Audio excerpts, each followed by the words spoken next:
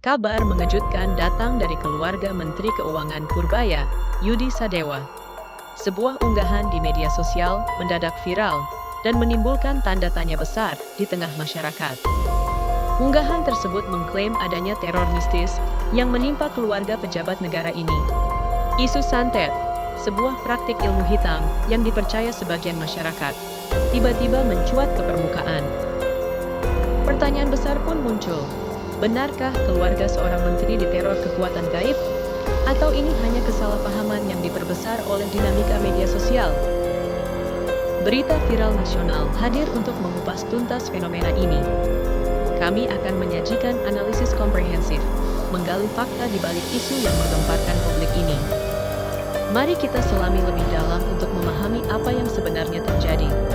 Kita akan menelusuri asal-muasal isu, reaksi publik, hingga klarifikasi resmi yang diberikan. Purbaya Yudi Sadewa bukan sosok asing di dunia ekonomi Indonesia. Namanya telah lama dikenal sebagai salah satu pemikir ekonomi terkemuka di negeri ini. Sebelum menjabat sebagai Menteri Keuangan, ia memiliki rekam jejak yang panjang dan cemerlang.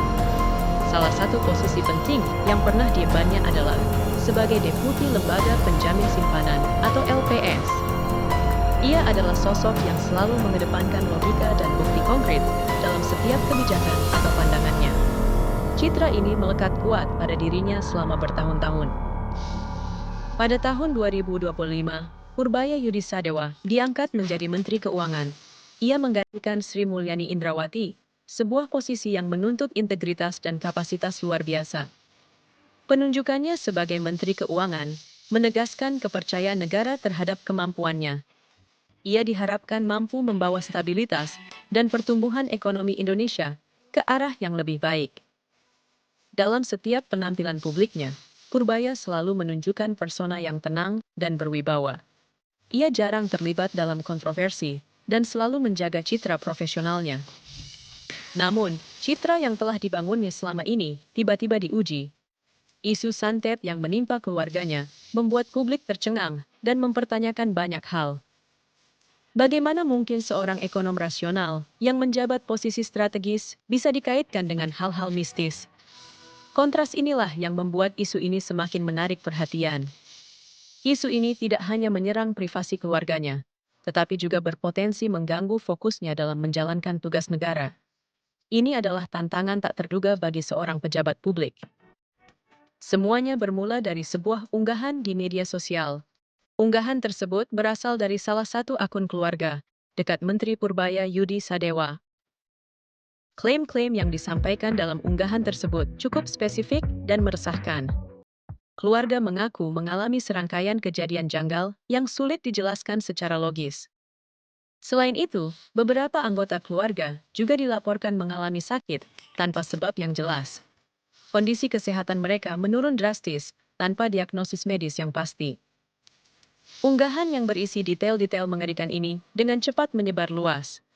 Algoritma media sosial bekerja efektif, membuat postingan tersebut viral dalam hitungan jam. Banyak yang merasa prihatin dan mendoakan keluarga Menteri Purbaya. Mereka percaya bahwa teror mistis adalah hal nyata dan bisa menimpa siapa saja. Beberapa jam setelah unggahan keluarga Menteri Purbaya viral, tagar santet Menkeu langsung meroket. Tagar ini dengan cepat menduduki daftar trending topik di berbagai platform media sosial. Ini menunjukkan betapa besar perhatian publik terhadap isu ini. Topik yang menggabungkan pejabat tinggi negara dengan hal mistis memang memiliki daya tarik tersendiri.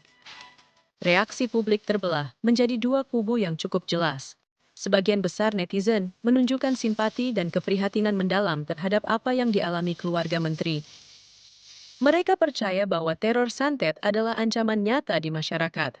Komentar-komentar dukungan dan doa membanjiri kolom komentar unggahan tersebut. Namun, ada juga kelompok netizen yang bersikap skeptis. Mereka menuduh bahwa isu ini hanyalah sebuah drama yang sengaja dibuat oleh keluarga pejabat publik. Beberapa bahkan berspekulasi bahwa ada motif tersembunyi di balik unggahan tersebut. Mereka mempertanyakan mengapa isu pribadi semacam ini harus diumbar ke publik. Media online pun tidak ketinggalan dalam meliput isu ini. Berbagai portal berita berlomba-lomba mengulas cerita dari berbagai sudut pandang.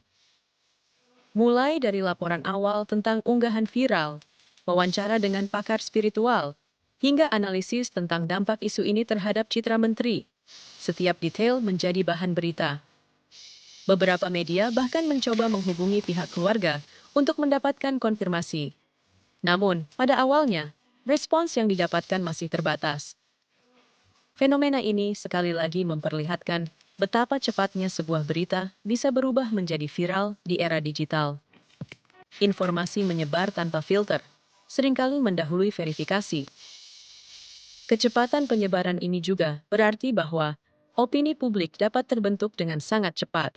Sebuah narasi tunggal bisa mendominasi percakapan dalam waktu singkat. Dampak dari viralisasi ini sangat besar. Tidak hanya memengaruhi persepsi publik terhadap keluarga menteri, tetapi juga terhadap institusi yang diwakilinya. Isu ini menjadi cerminan bagaimana media sosial telah mengubah lanskap informasi. Setiap orang bisa menjadi penyebar berita, dan setiap cerita bisa menjadi viral. Setelah isu ini membesar dan menjadi perbincangan nasional, pihak keluarga Menteri Purbaya Yudi Sadewa akhirnya angkat bicara. Mereka merasa perlu memberikan penjelasan resmi. Klarifikasi ini sangat dinantikan oleh publik, mengingat spekulasi yang berkembang semakin liar. Pihak keluarga ingin meluruskan informasi yang telah menyebar.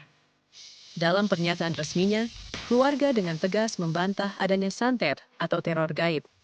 Mereka menyatakan bahwa tidak ada kekuatan mistis yang mengganggu mereka. Penjelasan ini menjadi titik balik penting dalam narasi isu viral tersebut. Ini adalah upaya untuk mengembalikan fakta ke jalur yang benar. Pihak keluarga menjelaskan bahwa unggahan awal hanyalah ekspresi kekhawatiran pribadi. Mereka sedang mengalami masa sulit dan mencari dukungan dari lingkaran terdekat. Unggahan tersebut dimaksudkan sebagai curahan hati di ruang privat media sosial. Namun, karena salah tafsir dan penyebaran yang tidak terkendali, ia menjadi konsumsi publik. Mereka mengakui bahwa pemilihan kata dan konteks dalam unggahan awal mungkin telah disalahartikan. Ini menyebabkan interpretasi yang jauh dari maksud sebenarnya. Klarifikasi ini perlahan-lahan mulai meredam isu yang telah menyebar luas. Publik mulai mendapatkan gambaran yang lebih jelas tentang apa yang sebenarnya terjadi. Meskipun demikian, rasa penasaran publik terhadap insiden ini tetap tinggi. Banyak yang masih bertanya-tanya mengapa unggahan tersebut bisa sampai viral dan menimbulkan kegaduhan. Beberapa media besar seperti Radar Solo, Suara.com, dan Metro TV turut memberitakan klarifikasi ini. Mereka membantu menyebarkan informasi yang benar kepada khalayak luas. Peran media dalam menyajikan klarifikasi sangat penting untuk menyeimbangkan narasi. Ini membantu menghentikan penyebaran hoaks dan spekulasi yang tidak berdasar. Kasus ini menjadi pengingat akan pentingnya kehati-hatian dalam berbagi informasi di media sosial. Apa yang dianggap pribadi bisa dengan mudah menjadi konsumsi publik.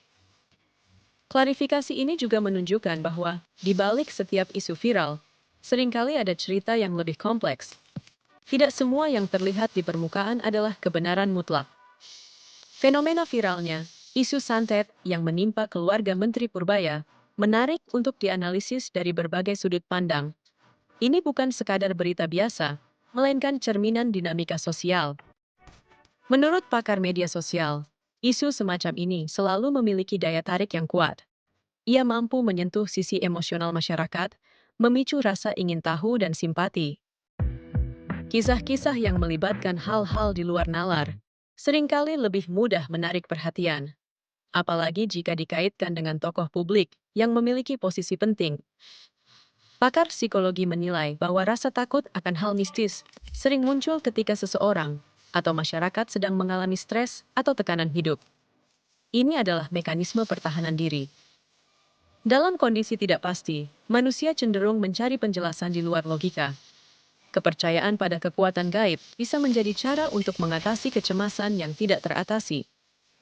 Kisah-kisah mistis juga memberikan semacam pelarian dari realitas yang keras. Mereka menawarkan narasi yang berbeda, yang terkadang lebih menarik daripada kenyataan sehari-hari.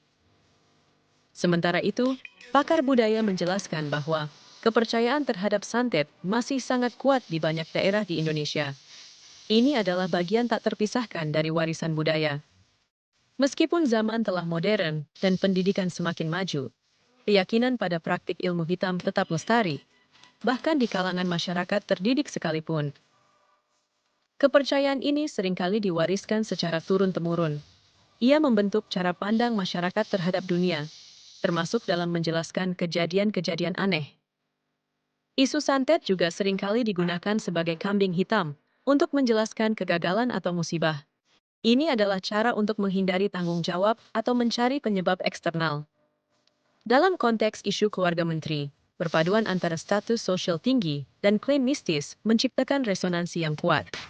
Ini menjadi perbincangan di berbagai lapisan masyarakat. Analisis ini menunjukkan bahwa isu viral tidak hanya tentang informasi itu sendiri.